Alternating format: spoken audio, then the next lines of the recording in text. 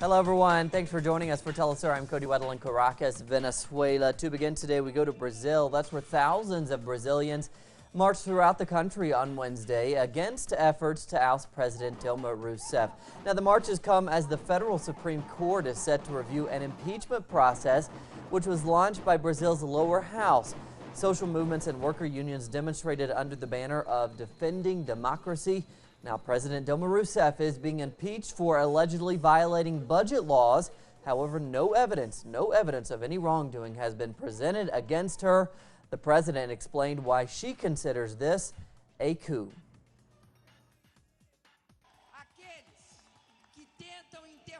Those who try to interrupt a popular mandate conquered legitimately through the ballots are not able to come up with a consistent reason for their actions to interrupt my mandate.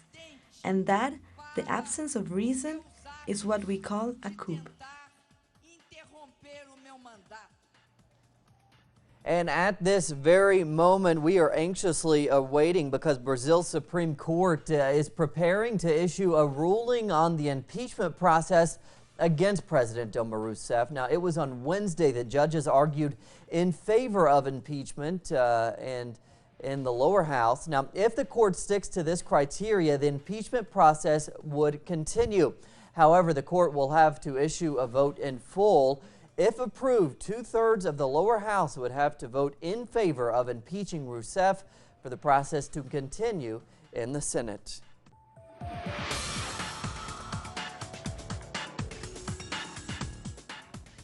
Moving on now, the new Argentinian government headed by Mauricio Macri took yet another decisive step towards liberalizing the economy. Now, the government confirmed on Wednesday a lift of several currency restrictions, which will allow the peso to be regulated by the international currency exchange market. However, the government also announced the devaluation of the peso, which could translate into higher prices. Government officials claim that the devaluation would not create negative effects. However, since October, when the then candidate Mauricio Macri and his team made several announcements regarding the economy, prices in Argentina have been increasing. Argentinians are already feeling the consequences of those price hikes. Because you cannot raise prices like this. Now that we are celebrating holidays, everything is too expensive. It is impossible that a kilo of meat will cost 140 pesos. If a whole family wants to eat, you will have to spend more than 2,000 pesos. It's too much. Everything has an important increase in price. And human rights organizations are highly concerned after Argentina's Attorney General opened an investigation against popular activist Heb Bonafini. Now, Bonafini has been leading the Mothers of Plaza de Mayo for decades in the search for victims of the military dictatorship. Bonafini is being investigated for her public remarks calling on social movements to resist neoliberal policies being implemented by Macri's government. The case is being handled as a call for violence, despite Bonafini never calling for actual violent actions.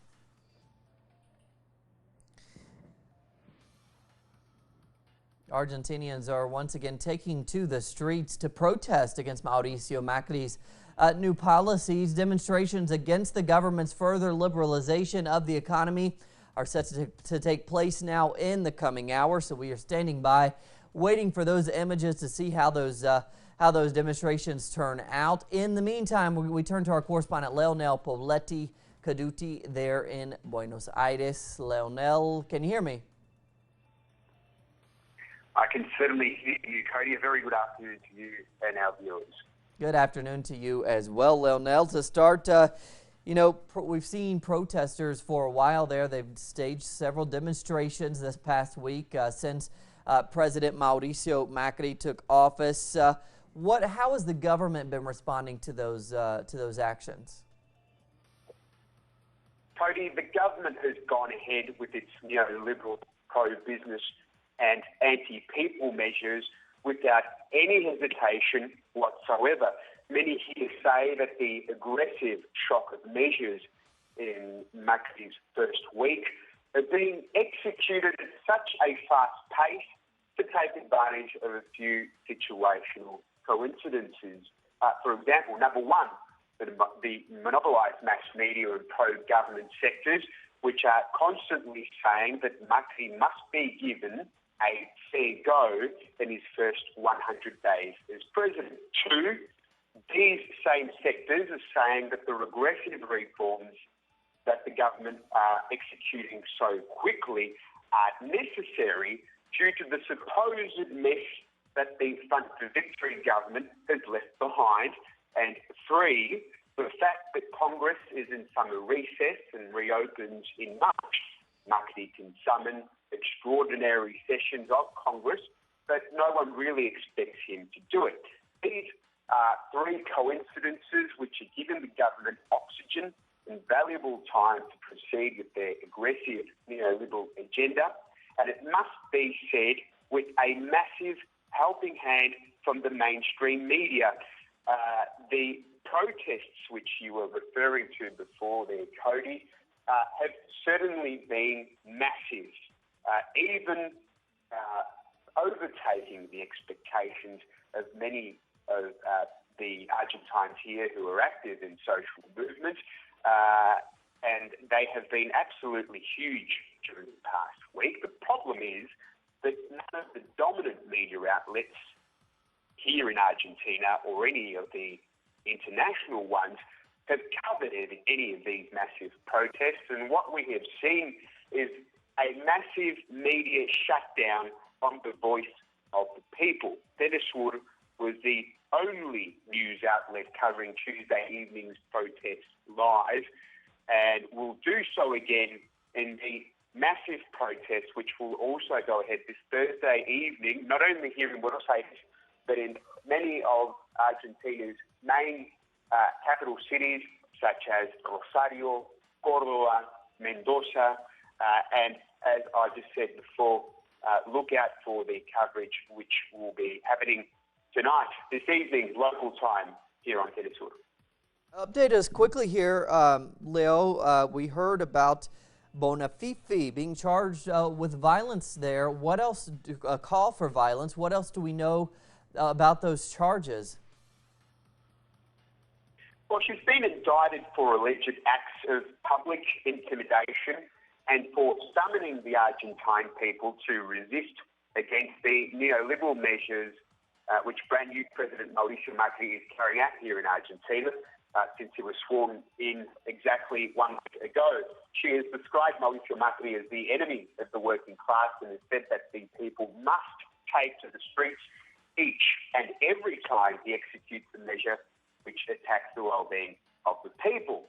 Attorney Guillermo Fanego is the plaintiff of this rather eccentric complaint. It must be said that Guillermo Fanego is a lawyer who defends many of the men and women accused of committing genocidal acts, that's crimes against humanity, which were undertaken during Argentina's civil military dictatorship of 1976 to 1983. So his bizarre challenge against one of Argentina's most important leaders of the human rights movement comes as no surprise at all. The most despicable part of this ludicrous indictment, Cody, is that a federal attorney who is very well known for his controversial decisions as public prosecutor has initiated the proceedings in the judiciary to investigate these allegations against Bonafini.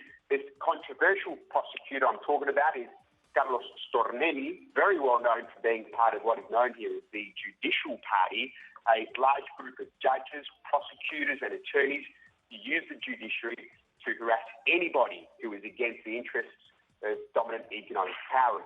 The government itself has not made any comment on this issue at all, but the links between the Judicial Party and the new right-wing government led by Mauricio Macri are very strong and have been the centre of many journalistic investigations across the last few years. Cody. Well, Leo, we will be standing by, waiting for any updates on those charges and also updates as we await more demonstrations there across the country. Leo, thanks so much. Thank you, Cody. Moving on now, hundreds took to the streets of Port-au-Prince in Haiti to protest against upcoming elections. Now, for months now, Haitians have protested what they consider a fraud in October's general elections. However, this time, clashes sparked between police and protesters. Police even used live ammunition against the crowds there. Demonstrations are likely to intensify as the December 27th runoff elections approach. 1 year ago, the United States and Cuba began bilateral talks to normalize diplomatic relations. U.S. President Barack Obama responded to criticism by Republican lawmakers by explaining that the normalization of relations will be slow and the effects will be seen after some time. Now, one of the key issues which is still being worked out by the delegations is re-establishing regular flights between both nations, specifically focused on postal services. At this moment, both countries are finalizing logistic details on the operational character to be able to initiate flights to transport direct post between Cuba and the United States. And today also marks a year since the 5 Cuban counterterrorism agents jailed in the United States were released. Now, the men known as the Cuban Five were greeted as heroes in the capital of Cuba in Havana. In an interview published by Grandma, the Grandma newspaper, the 5 men explained that their lives changed forever a year ago and that they are now free. They are spending time getting involved with the Cuban society, understanding the country's current issues, and spending time with their loved ones. Victims of Colombia's armed conflict will hold a special ceremony in the town of Villavicencio. The remains of some 29 people thought to be disappeared will be delivered to their relatives to receive proper burial. The ceremony will be held in private. The remains of the victims belong to both guerrilla militants and civilians, some of the victims of the army. And the ceremony has been regarded as an important symbol, a symbolic gesture, if you will, towards peace, marking the agreement reached by the FARC guerrillas and the government in Havana on Tuesday. For more now, we turn to our correspondent there in Colombia, Natalia Margarita. She joins us from Bogota. Hello there, Natalia. You know, the Colombian authorities, they're delivering these remains of the victims. Why is this such an important gesture? Well, first, it is very significant because in terms of the families that have been seeking for their beloved ones and wondering for many years what had happened to those relatives of them, at least the possibility to have remains, the bodies of the relatives, brings in a way relief. And it's also considered by the families as a first and important step towards knowing the truth on exactly what had happened to their beloved ones. But secondly, Cody, it is a very significant gesture in terms that is the result, in a way, of an agreement that was reached back in November, beginning of November, more or less, in Havana between the FARC and the government, that they will start looking for all those that have disappeared within the armed conflict in Colombia. Also, this agreement that they reached back in November, it's also part of the agreement that you said that they reached on Tuesday this week. It has to do with all the efforts and mechanisms to find an estimated 45,000 disappeared here in Colombia within the armed conflict code. Natalia, that this this ceremony fits into the wider victims reparations agreement that we heard about that was reached in Havana. Yeah, this agreement on Tuesday that was reached on Tuesday includes, for instance, the creation of a specialized unit for searching those who have disappeared. So this ceremony that is taking place today can be taken as a very first step of that major agreement that the FARC and the government has reached in Havana. It is also very important to clarify that this specialized unit searching the disappeared in Colombia will be created just once a final deal is reached in Havana. But regardless of that, we can see that the authorities here in Colombia are already making efforts to start making this first step towards finding the disappeared, which of course is going to be a huge challenge because, as I said before, we're talking about an estimated, because this is just an estimation, 45,000 disappeared within Colombia's armed conflict. So what some victims here in Colombia and analysts have been saying is that this shows the commitment that both parties involved in the negotiations in Havana have toward referring the victims in this specific case as the families of the disappeared Codis. They're reporting from Colombia, from Bogota. Natalia, thank you. Back to you, Cody. Moving on Wednesday evening, protesters took to the streets of Baltimore in the United States. It comes after a court declared a mistrial for a police officer charged in the connection with Freddie Gray's death. Now, Gray, who was 25 years old, died of a spinal injury after being arrested on April 12th. You probably remember that story. William Porter was the first of 6 officers to be tried in connection with Gray's death. Now, Porter allegedly declined to provide help when Gray asked for medical attention 2 times. Despite the outcome, Gray's family attorney said they understood that this was just a temporary bump in the road. The people who say that this is not justice simply don't understand how the system works. Sometimes there are guilty verdicts, sometimes there are not guilty verdicts, and sometimes there are temporary hung juries where no verdict can be reached and the cases are normally tried again. So this is just a temporary bump on the road to justice. It happens. It's part of how the system works. Covering that case now, we turn to our correspondent in Washington, Bianca Perez. The people of Baltimore took to the streets last night after a mistrial was declared in the case of William Porter. He is the first of 6 officers who are being tried for the murder of Freddie Gray. The people of Baltimore were very disappointed with the outcome of this mistrial. The jury was hung. They were unable to come to a decision about this, and people wanted to see this as a precedent for the other 5 trials that were to come. They feel that if a mistrial was declared on this one, there was a lot less hope in the next 5 cases. The family of Freddie Gray, on their part, asked for the city to remain calm. The lawyer of the family said that this was just a bump on the road, that justice would be see-through, and that he would make sure that, you know, a new trial date was set and that a new trial for William Porter was had. There were minimal arrests. There's only one well-known activist. His name is Kwame Rose. He was taken in by police. But aside from that, the protest was peaceful. This is all the information we currently have from Baltimore. Anything else coming in, we will keep you updated. Bianca Perez, Telesur, Washington, D.C.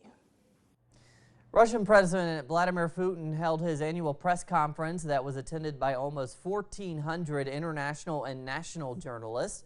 Putin addressed several issues through questions from the audience. The conference focused on Russia's foreign policy and current world affairs. Now, in regards to Syria, the president explained that despite differences between Moscow and Washington remain, although differences remain, he generally backs a U.S. plan to prepare a UN resolution.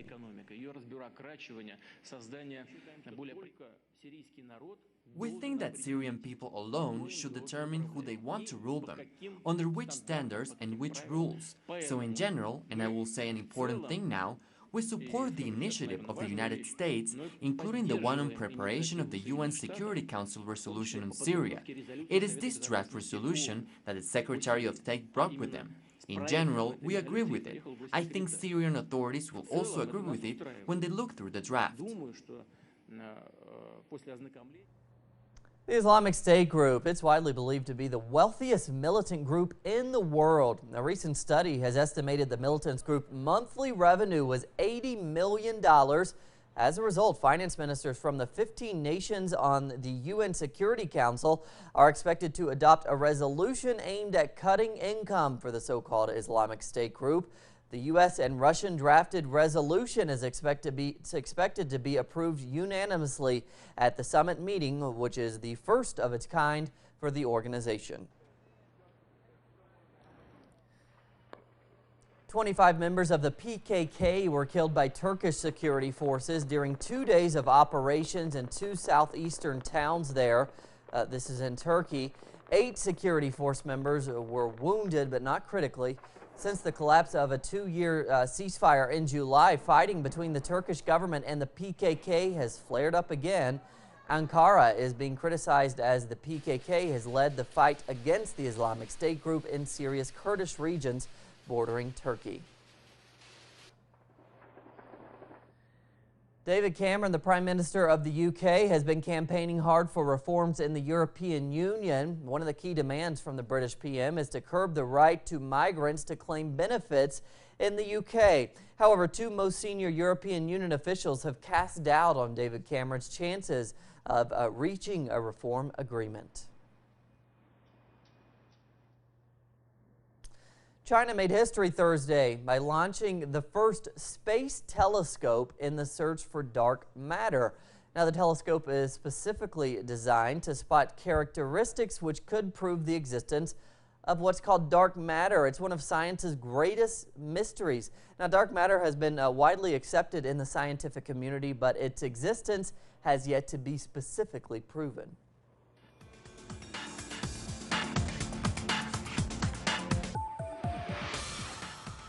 And a Christmas record has been set by surfing Santas in Australia. At Sydney's Bondi Beach, 320 people dressed up as old St. Nick, Santa Claus, and they set a new Guinness World Record for the world's largest surf lesson. Now, the event was kick-started by a local retailer, surf school, and charity. According to the organizers, the record-breaking surf was an attempt to raise awareness of mental health issues. For a good cause, I guess. On Thursday, French Transport Services began a trial testing a robot at a train station. Now, check him out here. This is Pepper. He's Pepper the robot. That's his name, I guess. He is the station's new ambassador, and he's taking modern transport to some new heights there, supposedly. The robot's tasks include greeting the guests, giving travel information, and offering advice to newcomers. Pepper has been installed across 3 different stations in France and will attend to customers until mid-March. What happens to him then? Who knows what happens to Pepper in mid-March? Will he stay or will he not? We'll try to keep you updated. Plenty more on all of those stories we're covering today and others at our website, telesurtv.net/English. For Telesur English, I'm Cody Wetta. Have a great day.